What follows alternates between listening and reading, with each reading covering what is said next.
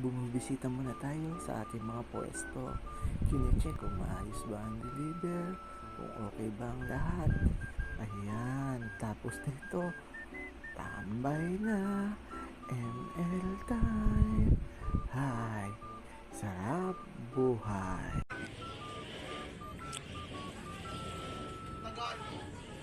Yan. Bakit ikinan?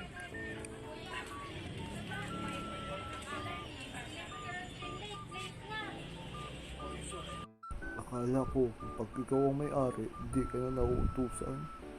Madalas ako pa nauutusan ng mga tindera ko rito. Kapag di ka naman sumunod, susumbong ka sa asawa mo. Anong gagawin mo? Sasabihin, kapag nalugi, kesyo ganun. Pag nagganun, kesyo ganun, kesyo ganun. Haba, iba na talaga ang matapang. Matapang sa kanin, tutong.